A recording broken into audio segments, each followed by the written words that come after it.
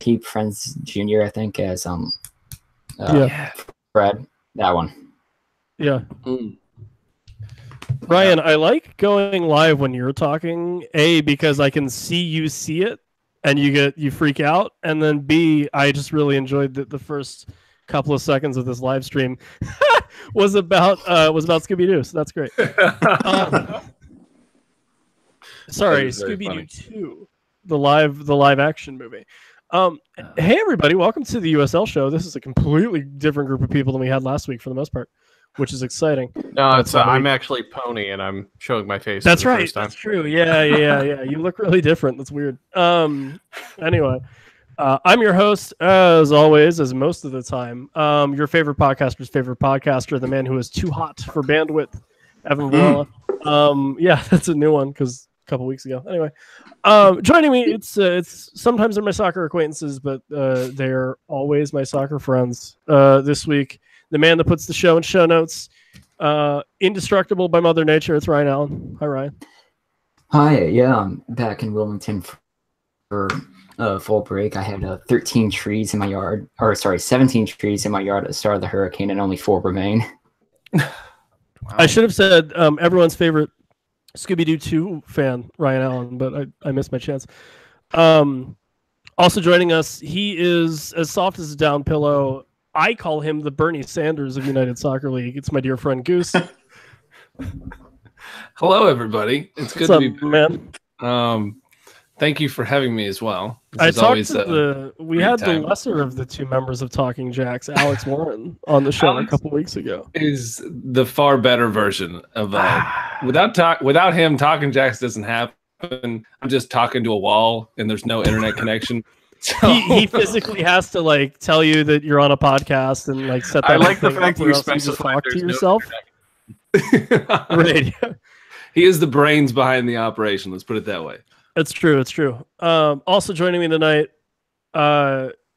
another very shaggy person, but not the like Jamaican singer. Said that it wasn't him a lot. You might have noticed that there's football lines in the field that his team plays in. It's okay. He's going to try to paint over them. You might know him as Soccer with Brian. We're getting ready for some Soccer with Brian. It's Brian Cook. Hi, Brian. Really? You got to bring up the football lines? Always and forever. And listen, just because Bethlehem has theirs now doesn't mean that I get a free pass on that one. So. God, I hope in 2019 we just see them just make them a little less apparent. Okay. Parking lot, that would be amazing. Wouldn't it? If you just push the Colts out of Lucas Oil. Yes, that would be so easy. If only.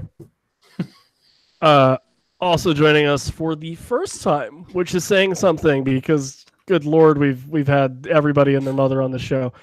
But don't worry. You know what it's not about the fight and the horse. It's about the horse and the fight or whatever. The host of 1868 Weekly, John, how's it going, man? Hey, it's going well. How are all you guys? We're great. Very good. I'm glad that this is always someone's intro to the show is just me rambling for about 5 minutes while I get to introduce everybody. But I guess we're all here to talk some soccer, so let's do that, shall we? Oh, crap, guys. I'm here for baseball. Oh, no. Oh, no. Oh, no. I was here for hockey, so I probably should just leave. Man. I guess we'll just transition to a baseball hockey podcast, right? Wait, Football Manager 2019 comes out in like, I don't know, 11 days? I thought that's what we were doing here. No, that's for your next podcast. FIFA 19 tomorrow. Managing with Ryan. He's also here, though. Anyway, you'll come up with something. Anyway, first bit of news this week. Announced today, I think. Penn FC announced they are taking 2019 off before officially moving to USL League One. Which, guys, I have some great news. I was going to say Penn FC has announced their inaugural season will be in 2020 in USL League One. Yeah. Definitely news. Yeah. Anybody with any thoughts on this that isn't just kind of taking a bite out of the organization? I mean, it could be worse, right? Yeah. I mean, they could have closed their doors. I mean, at least they're still kicking. I mean, keep missing a year, but You're hey, I mean, soccer is good, man. Soccer is good. Soccer Yeah. is good. I like that take. That's a good one. Yeah, you're annoyed for the fans, obviously, of that team that are going to have to wait a year to see their team play on the field again. But you also have a weird level of respect that an organization's not going, hey, we're going to completely close our doors. We're going to take the year off. We're going to figure out a better business strategy. And we're going to obviously put ourselves in a better position to succeed. So, hindsight, I think it's 2020. That's what they say, I believe. I think it shows that something has to change. I'm mildly surprised because they went through the whole rebranding process just to not only self-relegate, but then also take a hiatus. Right. So it's kind of just a lot to process. Yes. I would think as a fan, I wouldn't even know how to go about processing all that as a fan to begin with. But you also think that, because I was actually just talking about this previously with another person, but you think that like something has to change and there has to be a shift in trajectory with the organization, because as long as I've been a fan of the league, they've only played at the baseball part that I'm forgetting the name of that's on the island, and that hasn't worked for them. So it's, if you're going to continue to try to do that and it's not going to work, then something has to change. So you got to have a little bit of respect for them in that sense, but it's super tough for the fans. I would imagine it's hard to look past next season and just like, oh, it'll be fine. We're just self-relegating ourselves. Everything's up in the air. What could possibly go wrong? I think the two kind of takes that I looked at it is, I'll say the more positive one first. I saw this kind of floating around on Twitter that look at the kind of lineup of USL League One at the moment. You have a few kind of amateur markets that had amateur teams moving up. You got professional sides moving down.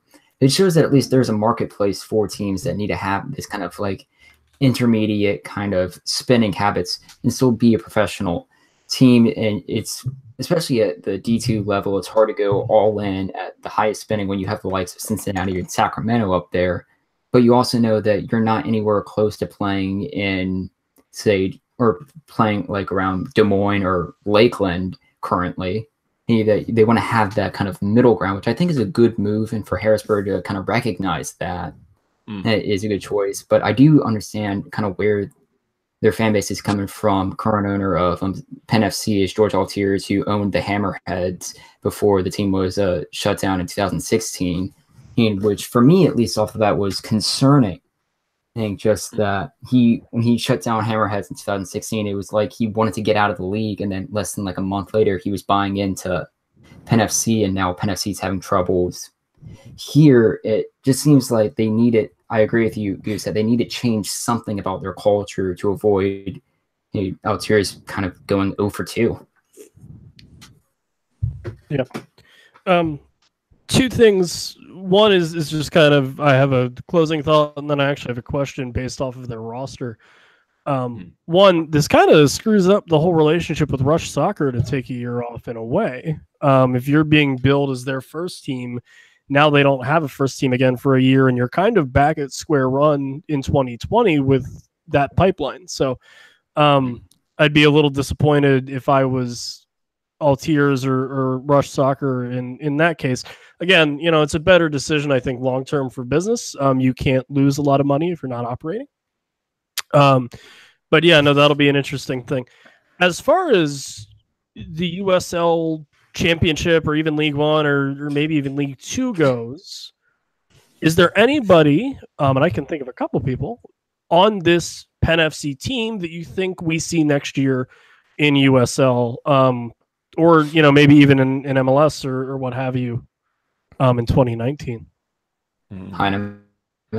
Yep. Yeah. Lucky Kosana, I feel like he's been one of their best players, I think. The one that stood out to me very recently, actually, and it's a little scarring. But that's a whole nother thing. But yeah, that's what's interesting is they do have a decent bit of talent. So we'll be curious to see where that goes. And on top of it, their coach, I can't imagine. Yes, former Rowdy's assistant, I think. I know he was a part of the Rowdy's organization. Correct. So be curious to see where he goes as well. That's what I was going to say. I think, especially with a lot more teams coming online, especially in League One, but even in the championship, I'm still getting used to having to say that. By the way, I'm doing a good job. We're all going to need a grace period. Great. I'm like surprising myself with how well it's going, so I'm sure I'll mess up at every conceivable time from here on out. But with writing more teams 19 coming on online, checks in 2019. Yeah. I think Voss is a great get for some of those teams. Like you said, he was with the Rowdies organization, which Stu Campbell, obviously not their coach anymore, but was very successful. And he's done well with not a whole lot. I think another guy that might get some looks and might keep playing in USL until he's done playing, Ken Tribbett is a really solid center back. Yeah. Very nice offensive threat, so he might pop up somewhere. I'm sure he will, actually. So, that was the Pen FC news. Best of luck for them in 2019 with getting all that stuff sorted out and all that, and then 2020 when they come back into League One. Other news, a couple of expansion team related things. El Paso's team name was unveiled, El Paso Locomotive FC. I'm not super crazy about the name, but oh my goodness, that crest is lovely. Yeah. Very nice. It's also their abbreviation is EPL FC. I don't know if anybody else has noticed that. I just thought that was kind of funny. It's not bad. The crest is gorgeous though. The color scheme is beautiful as well. It looks like it was done really well, which personally, a lot of recent USL conglomerate crests have been kind of they haven't left me being like, wow, that's nice. Austin I would buy those. was pretty meh. Thank you. I did really like who was it? Memphis's. The colors weren't my favorite, but the actual design of the crest was really pretty. I'll give you that as well. Yeah. I don't love that Memphis has to be involved because it feels like redundant. What is it? Memphis 901 FC? Yeah. 90210? Yeah. And we know how much USL team. John, are you a little upset that like everyone stole Reno's gimmick? No, because it's the best one. Why, okay, fair enough. I was just about to say, I think the one that I love the most is Reno 1868 FC's. It's a beautiful, beautiful colors. Beautiful it is really pretty in the background, the mountains. I love it. I think everyone should be like Reno. Mm-hmm. Yeah. I'm not. I just want you all to know I'm not biased in any way. No, not at all, not at all. I didn't detect that at all. What podcast are you on again, John? One more time, just. What's that? I don't know. Something about you being on a podcast about Reno or something. I'm not sure. Oh, fake news, my friend. I'm a bigger proponent of all yet. I just thought I heard something from somebody, but I must have heard wrong. I'm a bigger proponent of all the Texan clubs kind of doing their names after what teams in Russia do. I mean, you get El Paso Locomotive, like Locomotive Moscow. There's a big slew of teams that name Dynamo, even though that kind of Dynamo, it came about during the Cold War. But beside the point, I want to see more other teams like CSKA Corpus Christi, Zenit Odessa, Spartak Fort Worth. And trademarking those USL. Yep, you can have those for free. See, this is the one thing that people don't understand that we give the league, and that's why they like us so much. It's just free marketing and brand advice. Well, guys, all I know is we really need to come on ride the train, the choo-choo train. All right, Brian. Thank you. Thank you, guys. I'll see you later. Yeah, no problem. El Paso Six Shooters really had a great meme when they tweeted it. It's true. To be fair about the name, though, I do like the fact that you can shorten it to El Paso Loco. Yeah, that's another thing that's really great. Yeah. Hey, look at that. Yeah. Oh, that's good. Nice. Yeah, I like the rushing naming system for the Texan teams because it's so far from. Well, no, I guess there's a lot of oil in Texas, so that works out. Oh. Yeah. All right. Never mind. We're great. It checks out. It's fine. Other name news: Lansing Soccer Club LLC approved by the city of Lansing. They will probably be a League One team, so that's exciting. Michigan making their way into the hearts and minds. I'm a little sad it's not going to be the Michigan Bucks, but I'll get over it. But yeah, Thomas M. Cooley Law Stadium would be the home stadium, 5-year lease for those guys. It is a baseball field. I'm sorry. Boo. I know. Sorry. At least it doesn't have football lines. It could be worse. God, God. why? Low hanging Why? I don't know, actually. I'm still not sure what is worse, football lines or a baseball field. It depends how many players on the team that you like almost break their legs in the infield dirt. Let's just all agree it just gives announcers great and easy material to work with when teams aren't doing that well. Because the amount of Indy 11 announcers that were going up and he kicked that from the 30-yard line, the ball would go over the net and he would go, "It's good." And I'm like, that's an easy joke to make. And I'm really bad at puns, so that's why I would say that. Good. At least with football lines, it makes it easier to measure how far out shots come from and be kind of guessing. It's like, yeah, I guess that was 40 yards out. Yeah. That is like a weird benefit of it. Lansing is such an interesting market to me because I feel like Lansing I know somebody that's involved with Lansing, and just from an outsider's perspective, they almost feel like you are getting as close as you can to getting a Detroit City FC without actually getting Detroit City FC. Okay. Getting there without stepping on anyone's toes. Yeah, it's like saying like, "Hey, we got this cool like grassroots team coming in. Yeah, they're in Michigan. Oh, is it Detroit? No, but it's close." They wrote us a very nasty email in response, so we didn't go there. They said something about something pro. So I don't know. Yeah. There was a lot of Fs. They thought we were MLS. It's definitely interesting, that whole thing. It's also, am I the only one that didn't automatically know that Lansing was in Michigan? Because I'll go ahead and admit that I did not. I knew it was Midwest, but I did not know that it was Michigan. Maybe you are the only person. Oh God, I shouldn't have admitted Did that. not know it. Yeah, no. 5 minutes ago, I had no idea, but now that you mentioned it, I now that I remember, I knew it the whole time. So. I strategically waited for you to say what state it was in, and now I can say that I knew what state it was in. Indeed, I concur. Yeah. That's the big move. You don't out yourself as not knowing something until someone else says. No, never. And this was Geography with the USL show. I liked it a lot, if I'm honest. We're gonna do it every week. Geography with the USL show from here on out. It's gonna be a new segment. You gotta get a good sounder for it though. I know I do. We need to get a good sounder for everything, but we haven't gotten there yet, so it's fine. Unless I could just start doing sounders a cappella, but I'll save everyone the trouble. Oh God. I know. That's what I said. Oh God. Yeah. That'll be the sounder for Geography with the USL show. Oh God. There was a hell Michigan. Anyway. Two other bits of news. One, the serious one, and then I'll wrap with the not serious one that was serious, but anyway. Albuquerque team in USL is going to announce their logo and their branding tomorrow. I forget what time, but it's happening. So Don't do it while I'm in transit. I need to tweet about it. okay, great. Yeah, We'll actually pass the reached out message to Mike along. Pendleton and said, "When are you free?" And he went, "Here." I can see that happening. Put forth your logo to the logo god.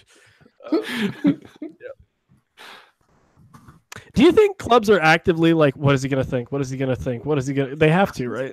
Depending on how big a team is, I wouldn't be shocked if some of those teams actually know some of the big Twitter people. Right, sorry. Okay, so like when Manchester City rebranded a couple years ago, I don't think they were worried about them. But like, team probably know about them, right? Well, the Manchester City crests were copyrighted before they were released, and that's how people found out about it. Yeah, that's fair. Anyway. Yeah. Too much publicity for Mike. We gotta stop. Wait. Yeah, what's up? Yeah. Where's Albuquerque at? New Mexico. I thought it was White. Michigan. Thanks. It's actually in Saskatchewan. Wow. I know a guy from Saskatchewan. Yeah. They were like, what can we do to make this the longest city and province name ever? They did it. Shout out to Moose Jaw in Alberta. Guys, Orange County SC's Twitter was hacked for like way too long by software mogul John McAfee. Oh, this isn't funny. Hey, I don't know it's why. absolutely hysterical. Well, I don't know why anyone did this, but they did it, and it was kind of funny. I'm glad they got their Twitter back and everything, and I'm glad no one was actually harmed. But I had so many questions because when I first noticed it, I was like, huh, that's a thing. And then it was like 15 minutes later, and I'm like, oh, it's still there. And then it was like 3 hours later, and I'm like, is someone asleep at the switch? Yeah. Like, are they all collectively like lost in a non-cell reception area? They're like, wonder what's happening in the world. They were too busy binge watching the USL show's favorite show, The OC. Well, it's funny with that. It's like if you've gotten hacked, like how do you let everyone in the public know that you got hacked? You can't tweet something about it. I think we pretty easily found out that that wasn't Facebook anymore, so they can't really do anything on Facebook. I would have been thoroughly entertained if we just started seeing battling tweets where like the original account holder was also like signing his name on there, like but Dr. it was just, Jekyll, Mr. Hyde kind of thing. yeah, like who doesn't want a Twitter account that has multiple personalities? Oh my god, That's the next level for the USL. Multiple personalities. at MPD Orange County SC tweeted. Yeah. Well, I think the best theory or the best joke I heard around this or two of them was that this is just John McAfee's way of announcing that he's purchasing into OC. Yes. Or the better one was the A place asking, "Oh, it's good that you got your account back, but what about that Bitcoin?" Yes. Yeah, You know what Tampa I Bay really Rowdies, think the it was? first response, which by the way was at 6:38 a.m. on October 5th. So like, good job being up early, social media person. Yeah. Are you still giving out the Bitcoin though? They said too soon, so the answer wasn't no. So I'm assuming whoever runs social media over at the Tampa Bay Rowdies now has some Bitcoin. What you're saying is Yeah. USL funny money will be Bitcoin. Yes. Oh my God. Yes. Breaking news. Oh. Yeah. Oh. The Tampa Bay Rowdies buy Fabian Johnson with 2 Bitcoin. I thought he was worth like 2.5. I think But That is really good. yeah. I think I interrupted somebody and I apologize. yeah, It's all right. no, you're good. That I joke think was I not very interrupted funny. you. Oh, You no. get further in your thought than I interrupted you. Anyway, I think this was a really brilliant idea by John McAfee. He hacks and then he sells software to stop hacking. Oh my God, you're right. It's brilliant. That is really good. And the only thing he could have done better was use Emoji FC down in Vegas because, well, I guess I don't know. Then people would see that the Las Vegas Lights got hacked and then look at their jerseys and think, oh, that's just what they do. So never mind, bad idea. No, I liked it a lot actually. Yeah, $6,600 for one. So if you get like 100, you could buy your own D3 team. Yeah. Mm. Actually, I have one more thought about the McAfee thing, and then I want to move in the games just because the interest of time. So you know how like teams will have corner kicks sponsored by whatever. Every time Orange County gave up a free kick outside of the box, would their wall be sponsored by McAfee and they'd call it the firewall? Thank you. Seriously, USL, if you're looking for free marketing ideas, guys. just start the podcast. I would like to and be take salaried notes. by the league, so like that would be great. But if not, I'll also take alcohol or chicken sandwiches or Alcohol and chicken sandwiches. or that or just Like a combo more, deal. more scarves is always a thing that I'd be all right with. Yeah. So Right whatever. back then, I don't have a had- USL League scarf, by the way. Wink, wink. I have a Jake. USL backpack. That's right, you do. You do, yeah. They had Raise Your Game scarves last year, didn't they? I kind of forgot those existed. Yeah, I want it's to all get right. a USL League One scarf. Ooh, good. I want a League Two scarf. I've got a discriminate. PDL scarf. Yeah. Close. It's yeah. Anyway, No, speaking the of scarves, backpacks were cool. Penn FC 2, Charlotte Independence 2. We don't really need to talk about that one a whole lot, unless you would like to, Goose. No, that That's all I need to know. Great. The gist of that game Great was recap. We started off the first 30 minutes the best way we possibly could have. Zayed had a mini Zlatan-esque goal. He did. It was very pretty. It was gorgeous. And then, per usual this season, the wheels fell off the wagon, and there was 60 more minutes of soccer played, and we got another draw. And it ended our season essentially. Alcohol was drank, tears were not cried because nobody saw them. And thus our season was essentially over with for the playoffs. But I've just given up on that. The season just ends in a couple weeks. Whatever y'all do after the fact, Indy fans, Steel fans, whoever, it's up to you. That's cool. Thanks.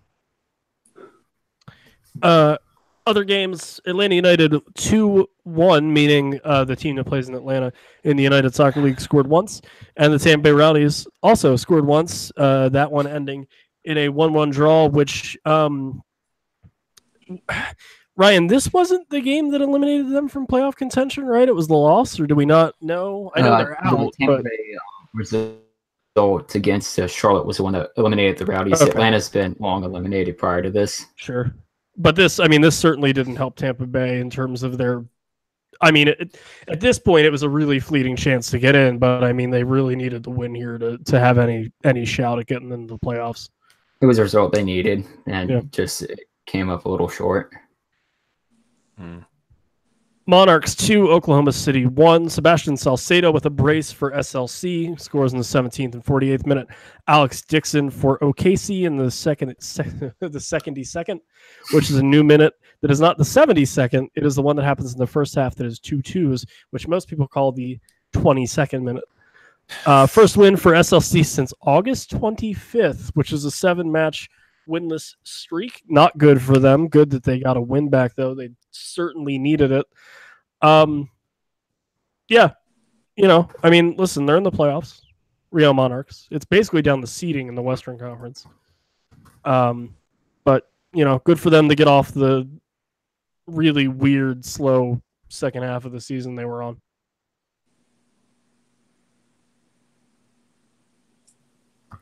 Yeah, it's pretty much just seeding out in the Western Conference.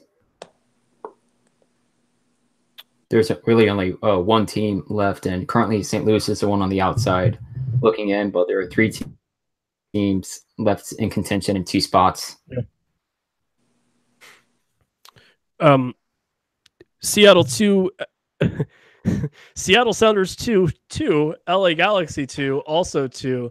Both 2 teams end up with 2 goals, and they split 1 point. That was a lot of 2s. That was a fair amount of 2s. Guys, the good news, neither of these teams are making the playoffs. So we will... I just thought it was worth mentioning. It was a good score, and I had to say a lot of 2s, and I'm sure that a lot of people were like, he's going to mess up, and I didn't, so that was nice. Well, hey, I had the utmost faith that you would probably mess up. So. Hey, thanks, man. Start a drinking game every time we mention 2 on this show. Ah, great. I'll get there. Second. Did it. All right. Portland 2. I have to finish the read, and then I'll do it. Nil. Reno 2. Talk about it. Take a break. We should probably turn this into a sipping game so we don't kill off. Oh, yeah, no. I'm not going to start doing shots or whatever. That's terrifying.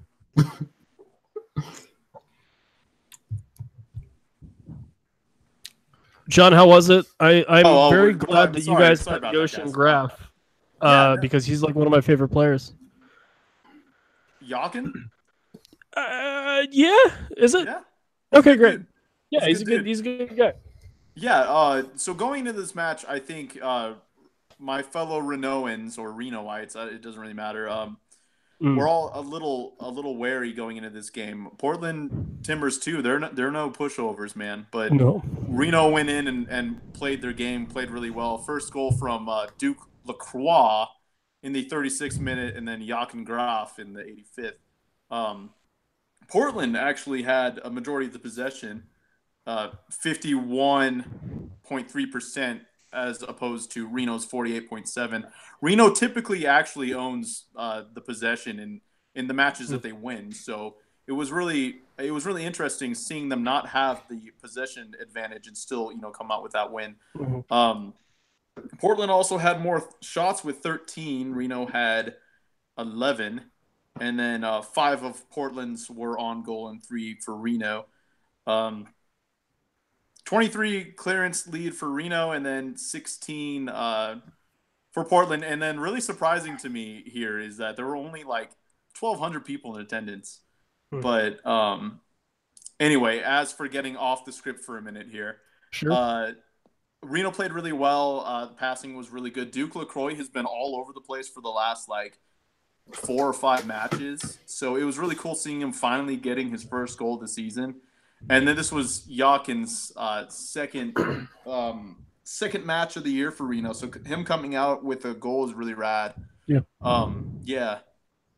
And Hopino ended up passing up Chris Weehan for the most assists in Reno 1868 FC history.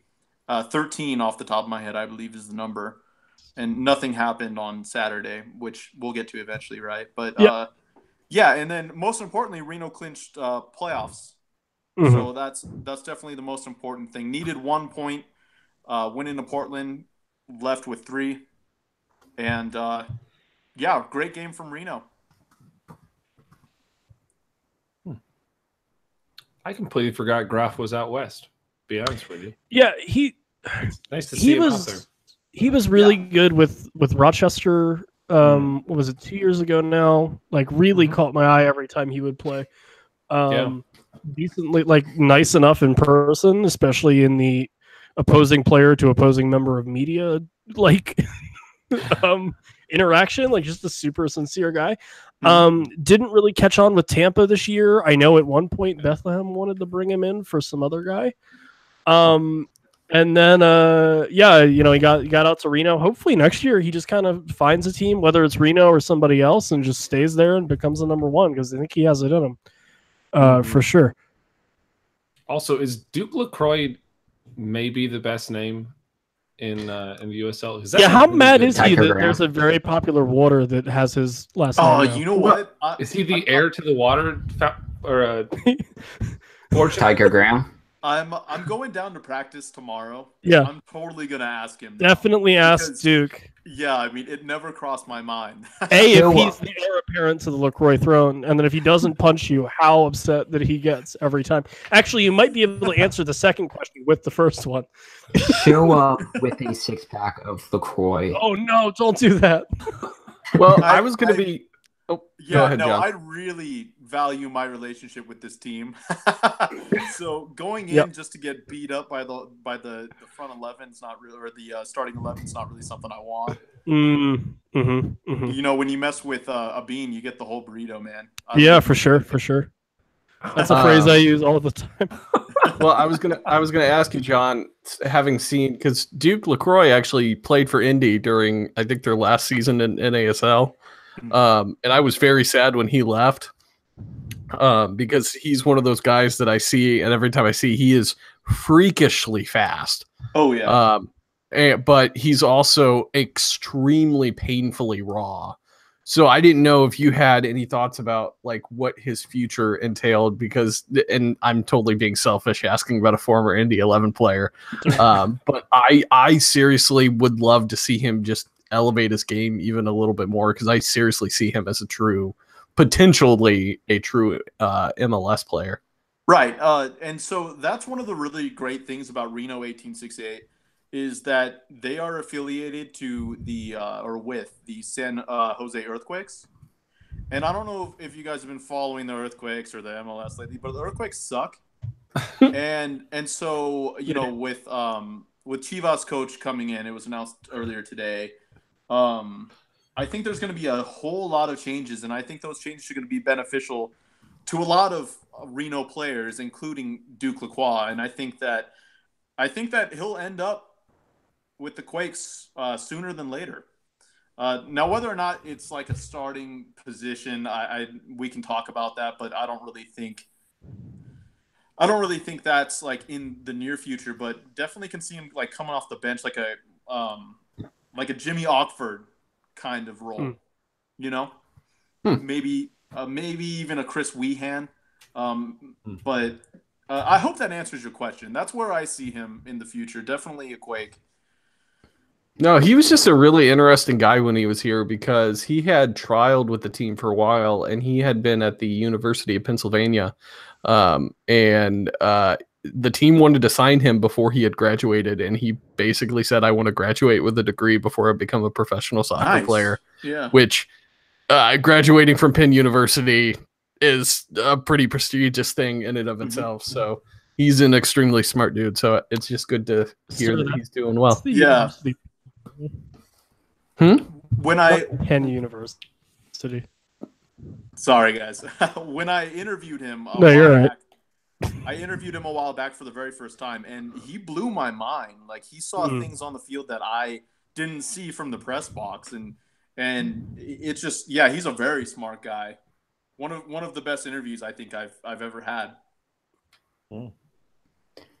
I mean, it'd be good for him to join the Quakes, considering that San Jose is currently last in MLS with just 20 points through 32 matches. Right. You didn't have to bring it up. I mean, yeah, it hurts, but it's not going away anytime soon. Fair. So. Next match of the week: Sac Republic 3, Swope Park 1. Villian Bayev, Kamawasa, and oh my god, oh man, Jerma Josic. We'll try that. Sorry, buddy. Get the goals for Sacramento. Swope Park goal by Tyler Blackwood. So much easier to pronounce for English people. Just where I grew up, man. Can't help it. Swope Park lead possession and shots and clearances. And they get a 3-1 win. Both these teams in the playoffs yet. Well, Swope Park might. Swope's battling. Swope might not be. More likely than not, but in this case, anything's possible. So, good for Sacramento. Nice to see them grab probably what will end up being the 3rd seed, if not the 2nd, maybe.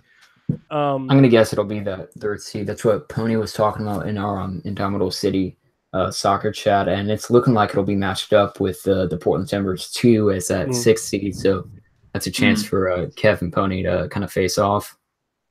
We're going to make them play soccer and boppers, everyone. They're more fun than a pillow fight. Did you sound like you had a gun to your head when you said that? I did. They're here. They forced me to say that. Yeah. They're like, you're not going to see your family ever again unless you say our catchphrase. So I do it. Speaking of things that are more fun than a pillow fight, could have went 2 ways with that one. Glad I went that way. Toronto FC 2-1, Louisville City 3. Expected result there. So we will keep moving on. Another expected result: Fresno 3, Colorado Springs 0. Unfortunate for Fresno to be out of the playoffs, though, I will say. Had a decent first half of the campaign, second half, and maybe even kind of the end of the first around the I was going to say All-Star break. We don't have one of those. The mid-season break it just kind of fell off for them, and they are eliminated from playoff contention. In fact, both of these teams are. Brian, Indy and Bethlehem played each other. Also, I teased that I was going to break news today on the show, and then I didn't yet, so let me do that now. Bethlehem Steel FC defender AJ Patterson is getting or has a call-up as of tonight to the Grenada national team ahead of their where is it? Yeah, ahead of their CONCACAF Nationals League match against Cuba. So his dad is apparently from Grenada. He gets a call up to their national team. They'll play Cuba, his first international cap. So good stuff there. I was told I could break that on the show. So there you go. So congratulations to AJ. Really cool guy. Really bad at Fortnite. Feel free to, feel free. There's they're doing a fundraiser for breast cancer awareness. You can win his signed warm up and dinner with him. And he's actually a really nice guy. So good bit on that one. Who pays for dinner in that circumstance? I think he does. I did ask the club if there was a clause where he couldn't just like order Chinese and make you watch him play Fortnite. So they didn't get back to me on that one yet. I will update when available. Ferris scores in the 39th goal. Evgeny Starikov scores in the 61st. Brian, these two teams don't like each other, and I really like it. Yeah, and we were shooting messages back and forth before this, and I was asking you at what point we can start considering this a rivalry. And obviously, I think it's going to take, obviously, a ton more matches. But these two teams, oddly, are very even, I feel like. But I'm not gonna lie. Like I made it through. I went back and watched the highlights, and then I watched the match again today. And I'm not gonna lie. I thought it was a cool shot for Starkov to get that chip in. But also, if that chip goes about 5 feet higher than where it was, Indy is staring at a much deeper pit to actually not embarrass themselves and fall completely out of the playoffs. So while and not to make light of it because it's a very easy cop out to use, but you also told me that I went back and I listened to the commentary too. The goalkeeper was 17 years old. Yeah, Tomas Romero, everybody, 17-year-old Tomas Romero. Wait, do you go? Hey, that was a cool chip. To the fact that you chipped it. That was the only goal you scored. It barely went in, and you also chipped a 17-year-old. Right. Like, if that's Jake McGuire, who's, not 17, or John McCarthy, who's also not 17, don't know if that one comes off. That being said, the average age for Bethlehem in that match, 21.18 years old. Yeah. So, James birth. Yeah. I was okay with the result. They desperately needed the win, and I think both teams really would have liked the win there. Well, I don't care about your team. Fair enough. Ironically, I think the draw actually helps them both out though, because it doesn't cripple either of them in terms of the playoffs, and they still kind of have the best chances out of the rest of the teams that are in it of staying in. Really. Well, ironically, what this result presents Indy with, and I tweeted about it today, is a situation where if Louisville plays North Carolina on Tuesday, if I remember looking at the schedule right, so Indy has to hope that the team that they sent a player to on loan doesn't win. Yeah. And in my brain, I keep playing out this scenario where Zach Steinberger hits the game-winning goal to go ahead of Louisville, and I end up crying myself to sleep. Or he hits a hat trick or something. Place money on that. Place money on that. I keep playing the scenario, and I just kept doing it after I was looking through all the scenarios this morning. I kept looking through them, going, "That's gonna happen." It just pains me. So, but what are you gonna do? Not a whole lot. Yeah. It's amazing how many fouls were in that game, though. I told you they don't like each other. Yeah. 22. A total of, what is that, 8, 10, 40 fouls total? Yeah.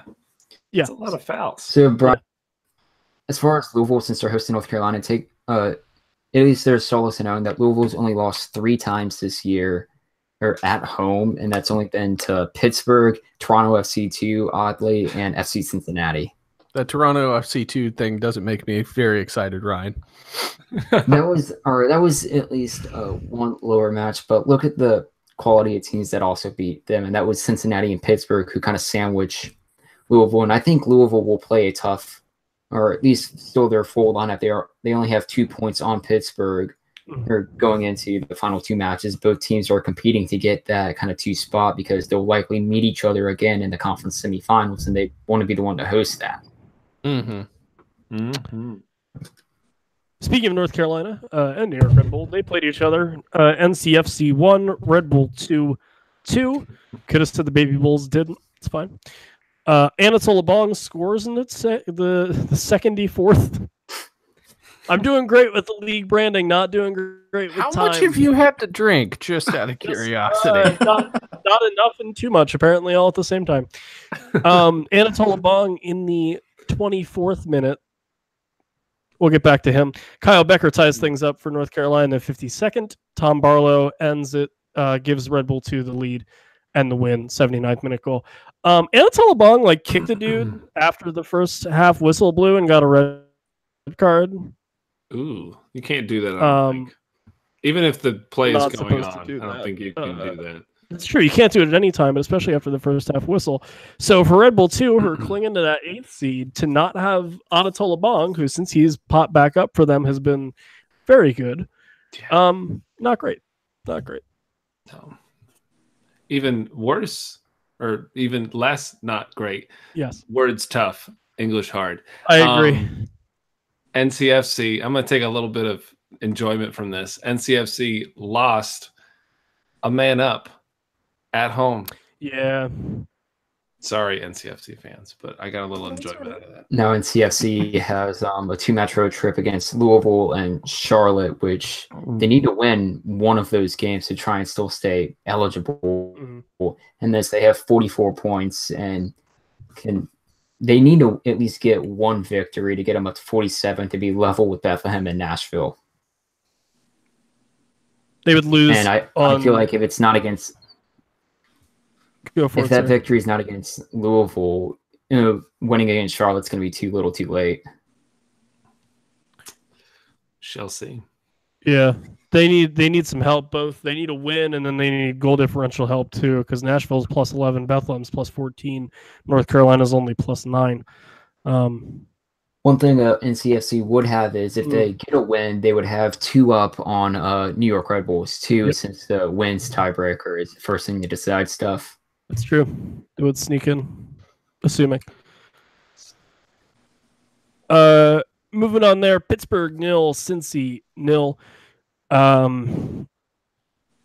that 10-match winning streak for Cincinnati is now over. They're still unbeaten in 22. They haven't lost in league play since my birthday, May 26th. 2-0 loss at home to Louisville. Man, this is Pony mentioned to say this because he wouldn't be here. So in his absence, Cincinnati fans, this is not me, Evan, talking at you. It's the other one who lives in the West Coast and is older. You can't keep getting outshot 4-1 and expect to win games or draw games. So, yeah, 18-4 shot lead for Pittsburgh. Since he did lead possession 52.1 to 47.9. Yeah, just not able to finish anything here for Pittsburgh, which is frustrating, I'm sure, for them. And that was in Pittsburgh, was it not? Natural for Louisville. Although. Yeah. Very curious how that game went. I did not watch it, of course, but mildly surprising, I would say, especially the run of form that Cincinnati had recently. That not that you'd think they'd just continue that progress, essentially, but curious how that may play into the playoffs because you figure they may end up meeting. So yeah, there's a good chance. Well, and it's a weird game to look at on paper because virtually for Pittsburgh, you can take this and, like you had said, Goose, whenever they eventually meet or potentially meet into the playoffs, this is something that Pittsburgh can look at and go, look, we went toe-to-toe with the, USL champions, regular season champions.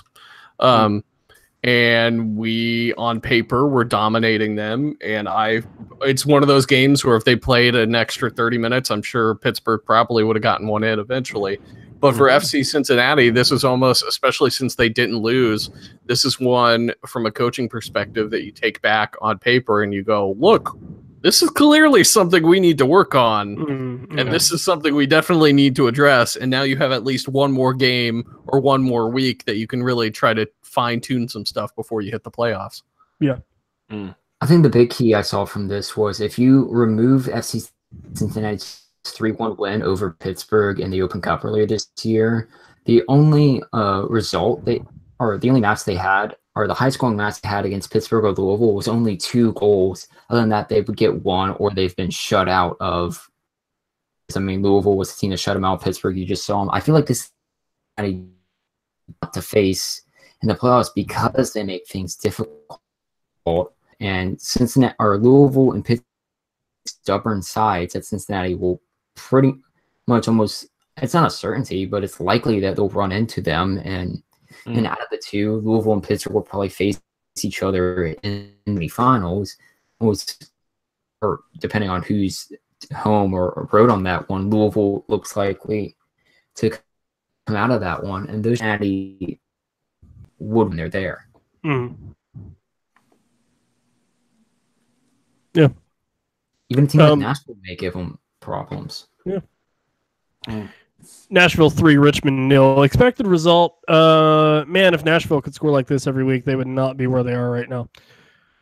But it is what it is. Charlotte 2-10. Yeah. It is a game that maybe is meaningless, but technically not. Moral victory, I guess you could say. I kind of feel bad for ending the Rowdies season, essentially, because I do like some of their fans. They're very nice people. Do you? I do. They seem to be. Maybe they put up a big facade on Twitter. They do. It's all a lie. We all of them are awful. It all makes sense. But yeah, it's interesting to see what happens when your team is all but eliminated from the playoffs, and they just tend to play really calmly and less nervous and get a result. That makes it 7 unbeaten games for the Independents, or what we call beatless, up here in Charlotte, or down here in Charlotte, or east or west in Charlotte, depending on where you are. But yeah, it is. It's a great feeling, but it's also obviously a little too late. But still, there's a lot to play for the team. It was a fun game to watch. Somehow, I still have not seen it because the ESPN Plus stream cuts off at like the 94th minute of 97 minutes of played time. But Daniel, I think is his first name, Vega, the keeper for the Rowdies, got sent off in the 97th minute for a red card. That's exciting. Yeah, I think he verbally assaulted somebody. Yeah, so getting too rowdy. No, Hey. he was getting rowdy in Tampa Bay. Bill's not here, so I feel like I have to compensate for a little bit more pun humor. No, you're doing a great job. You're doing fine. No, it's good. Thank you. Yeah. So I'm still kind of curious what may happen there, but I don't know if I want to know, if I'm honest. Yeah, that's true. Yeah, probably nothing we could discuss on this in length, anyways. Certainly not. We would direct everyone to whatever the league put out and leave it at that. Yes. Tulsa 1, RGV FC 2, a expected result. San Antonio 3, Las Vegas 1, expected result.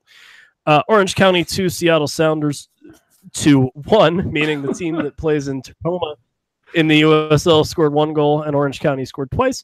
Richard Chaplow and Aiden Quinn gets a penalty in the 90th minute.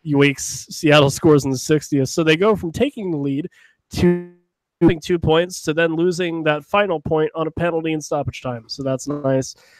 Orange County now on their longest win streak in USL history. Their previous record of 4 wins in a row was set twice earlier this year, once in 2013 and 2015, where they were a team with a different name and a less hacked Twitter account. Yeah, good win for them over Seattle. Man, that joke was too easy to make. And yeah, they're in the playoffs as well. They're not quite locked up as the number 1 seed yet. In the Phoenix does with that game in hand that they have against loading. Anybody? Am I the only one? Okay. Well, Phoenix has a game in hand. I'm sure it'll load as soon as I'm done saying the sentence. Don't know who it's against, but there's a good chance they end up pipping Orange County for that number 1 spot, which Phoenix has a game in between hand playing San over Antonio everyone. Phoenix has a game in hand over everyone who currently has a playoff spot in the West, with St. Louis as the only other team that has 32 matches. Yeah. So it's Vegas and then Portland Timbers 2 for them. Vegas definitely, I mean, both those games are winnable, but Vegas is probably the easier of the two to see them getting 3 points out of. Other match in the Western Conference that happened the last one of the week, it was Sacramento 2, Los Dos 1. meaning LA Galaxy 2 only scored once, Sacramento scored twice. Sac Republic, comfortable. They're, win, draw, win, win, win in their last 5. And yeah, it's 3 teams fighting for 2 spots in the West, so I think everybody, 5th place where Reno's at on up right now, you're safe.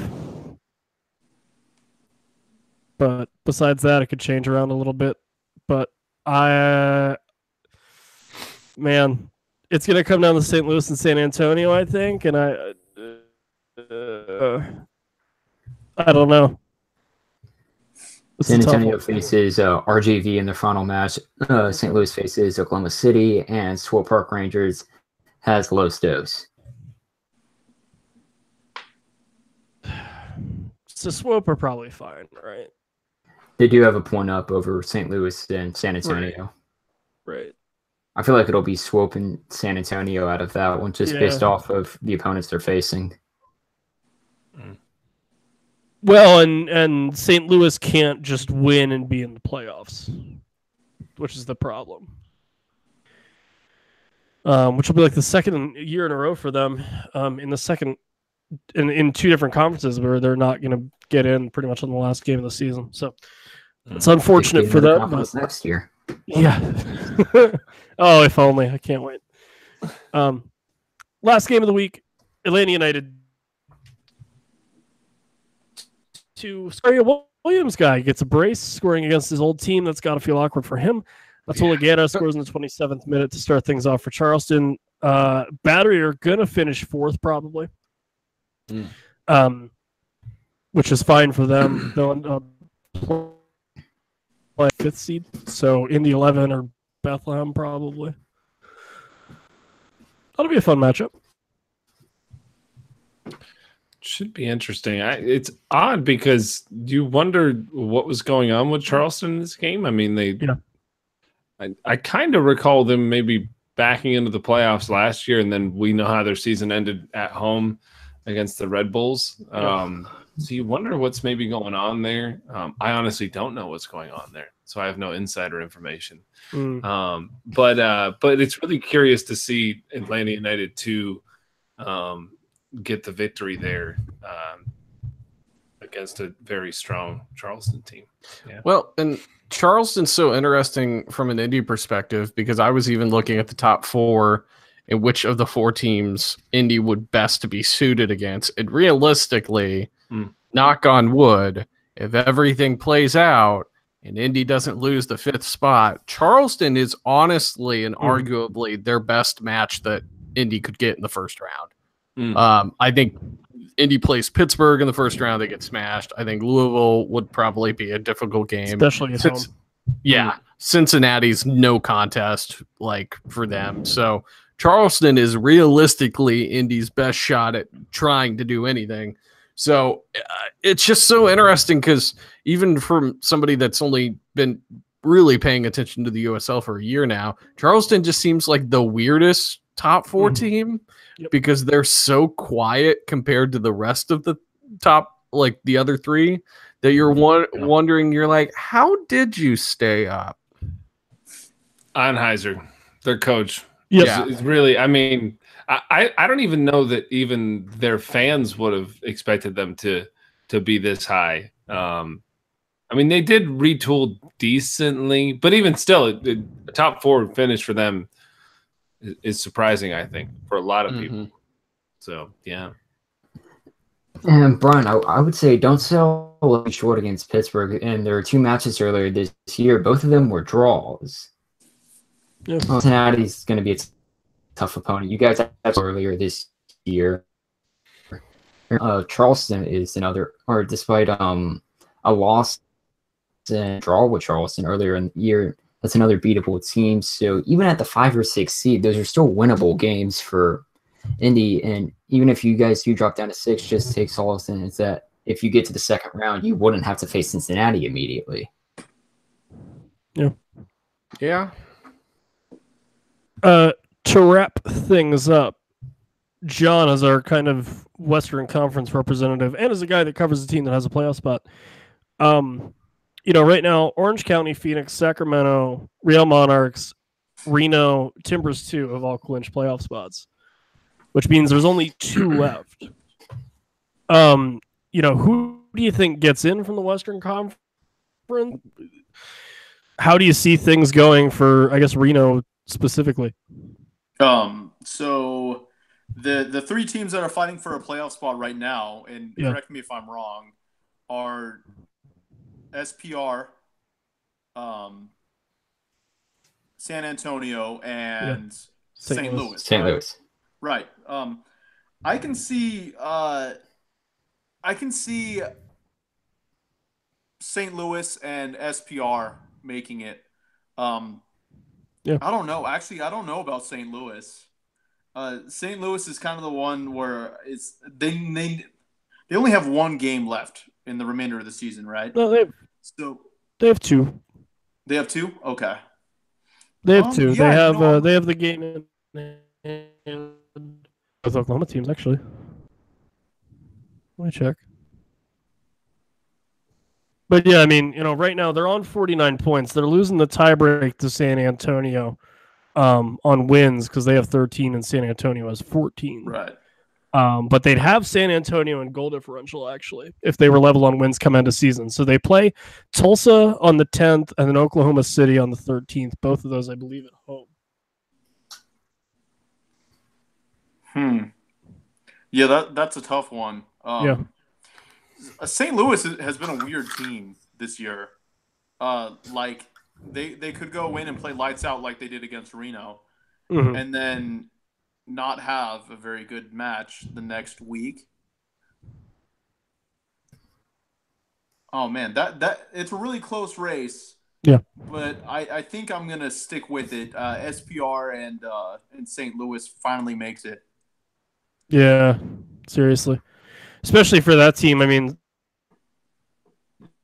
St. Louis and almost made it out of the East, last year and then didn't. So for them, especially, I mean, they do in a way control their destiny for sure.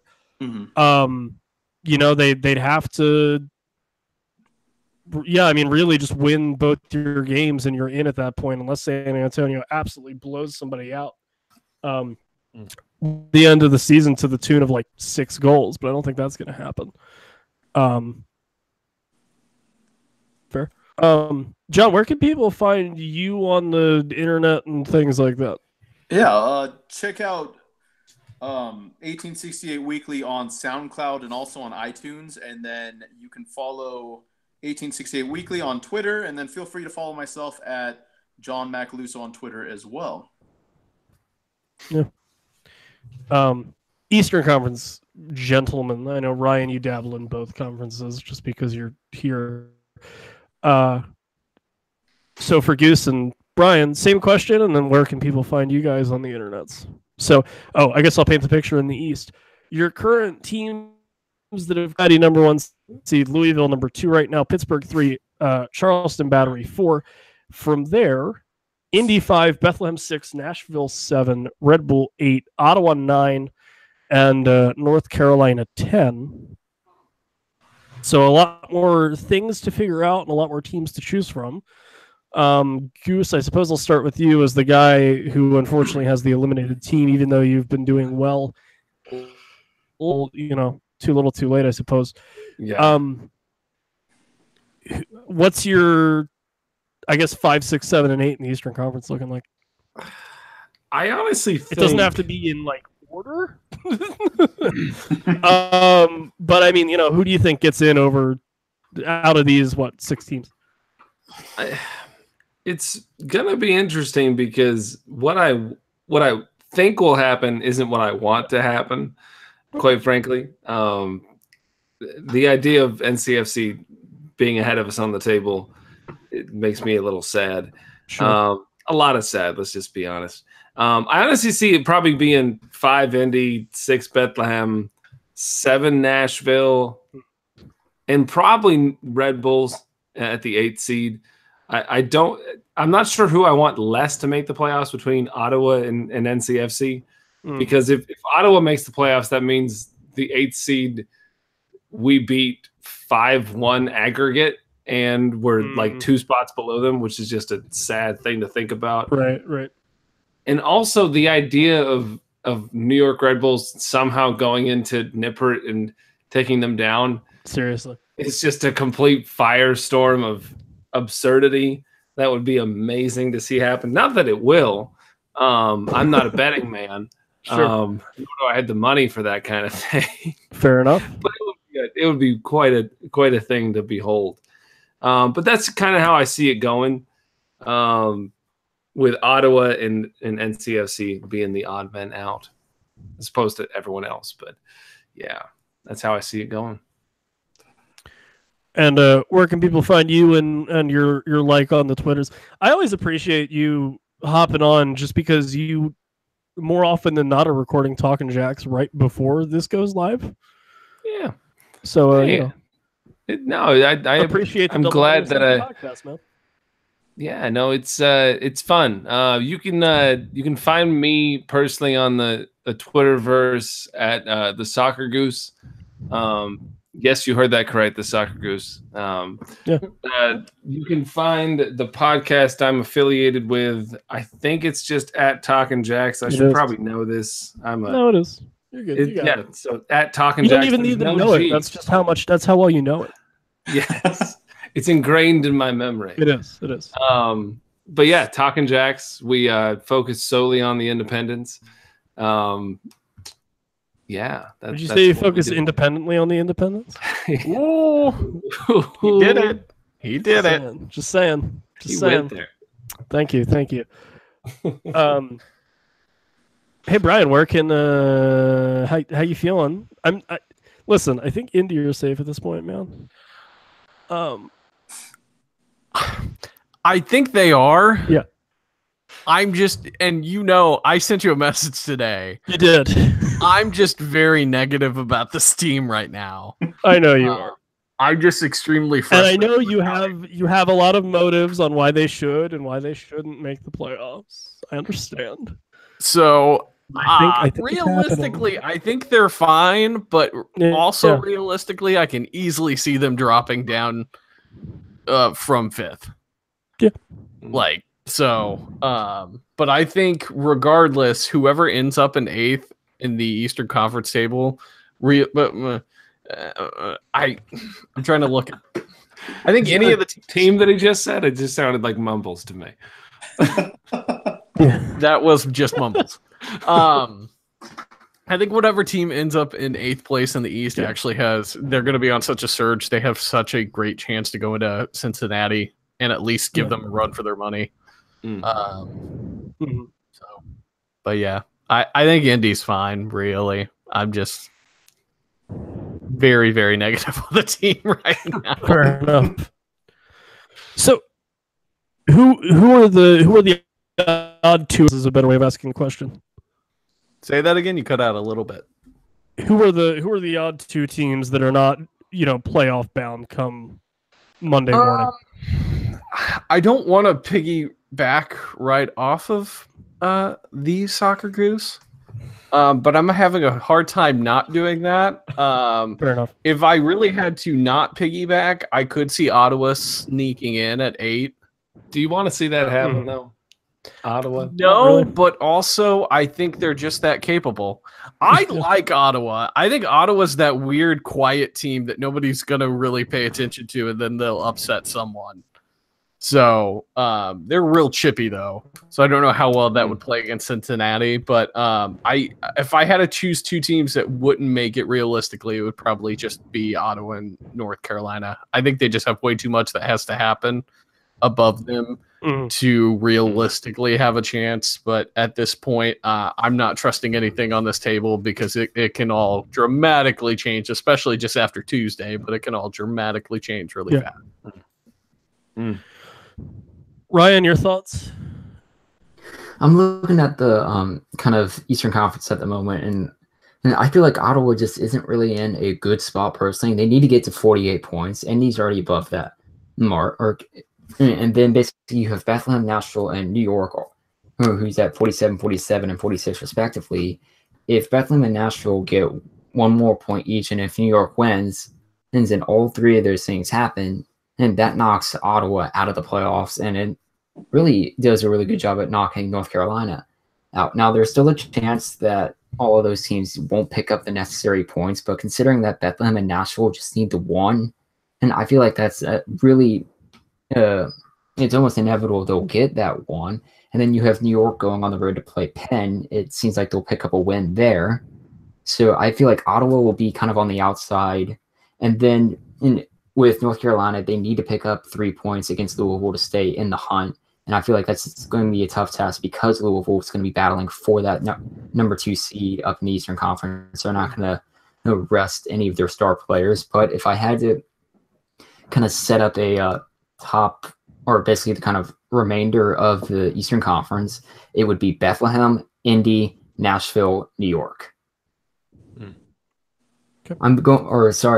Brian, I was going based off of with Bethlehem. They're playing a Tampa Bay team that they seem to be able to beat, with Indy going up against Louisville at the end, which, depending on if they're resting players or not, I'm still banking on that they're not. I feel like that Louisville team's going to be a tough out. And besides, any team that goes into Nippert Stadium can have a chance at beating Cincinnati. The last time we had a USL team move to MLS was Orlando City in 2014. They were a number 1 seed in that playoff, and they lost to Harrisburg in the first round.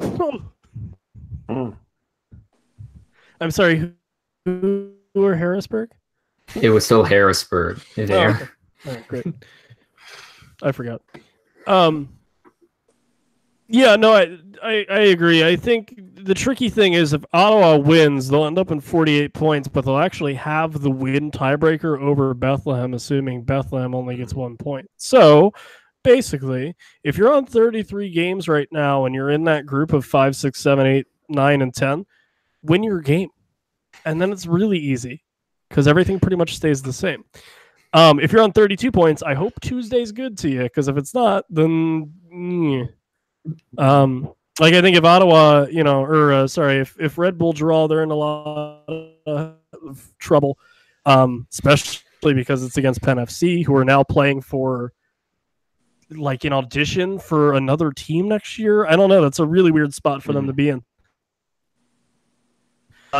And then Nashville coming up. They need a win. Because I mean, a win there gets them to 50 points, which is really nice. That puts them to 5th, and then another one gets them to 53, where they might, be able to get Charleston. I don't know. I'll say. Oh, go for it, sorry. I was saying the problem is with Nashville is they had that final match of the season against Cincinnati, and I feel like getting 3 points against them will be tough. Hitting one's not out of the question, but but I feel like Cincy are gonna start to rest up a little bit, and they have 95 guys under contract. So I mean, they can afford to lose a game. I mean, okay, it's a point of pride, but they're down the road, I guess.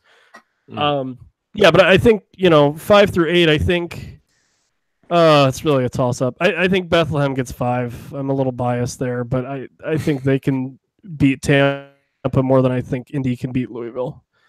And again, it's one of those things where a draw for Indy 11 and a win for Bethlehem puts Bethlehem above Indy off of wins. And then New York 7, Nashville 8. I think I'm gonna go with that. I'll be wrong. It'll be fine. Do you have another gun held to your head? Yeah, I do. Yeah, Willie Whitelaw, Red Bull 2 Communications guy's here, holding a gun. He's not actually. Say 7. Yeah. He's like, give us 7th, and I'm like, all right, fine. Oh my God, what's that? Lebo Maloto just came in. Okay, fine. Nashville 5. Anyway, that's been the Death Threat Theater. Welcome. I didn't continue with my own proper line of doing this. Brian, where can people find you on the Twitters and things? Were you you got to specify. You said Ryan or Brian? Brian with a B. Okay. Like the dog from Family Guy. Thanks. You're welcome. That's a lovely image in my head. No problem. Anytime. You can find me on Twitter at Soccer with Brian, and also, of course, as always, at BGN Written. There you go. I love your Twitter handle and Goose's. I know your Twitter, it's a good one. But Brian, yours is great because it's literally just what can happen if you at you. It's about you're just talking soccer with Brian. Yeah, I wonder what Brian does on Twitter. Oh, it's soccer. Yeah. You get Indy 11 rants, and in about 11 days, you'll get screenshots of my Football Manager 2019 save.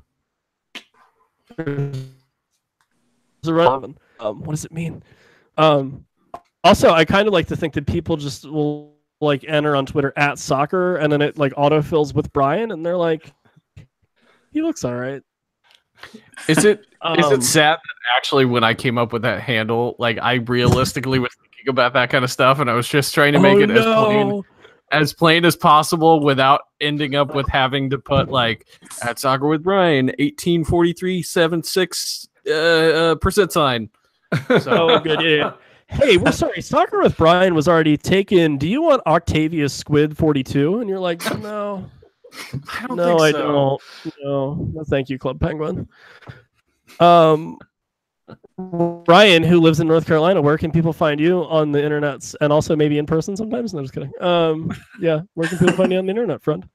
On Twitter, you can find me at ilum_Ryan, and I actually have a funny kind of story mentioned around the username. So it didn't dawn on me that Harry Kane would play Fortnite at all, and his username was HKane10. On it, I saw it when he was playing with Ninja, Dele Alli, and stuff. But I signed up for Fortnite on day 1, and my username is Hotspurs10. And now every time I log on to play, I think, did Harry Kane try my username before he settled on his own? Do people think you're Harry Kane now? No, I'm not. I don't play as often or as well. He said, no, I'm not. You can pretend to be Harry Kane very easily. People would think. Just tell them you don't have a mic. You don't want to be out there too much. Friends, and I'll plug myself and we can get out of here. Story. Super thanks to Roughneck Scarves for sponsoring this podcast. Sorry I didn't say that at the top of the show. They're your home for MLS, USL, men's national team, women's national team scarves, as well as scarves for your own personal use, club fundraiser or otherwise. Our friends at Speedway Soccer Podcast made a really nice scarf. It's actually really funny. Also for hosting all this nonsense and letting me do this every week. It's been a good time. I hope I'm allowed to do it next year. Cough.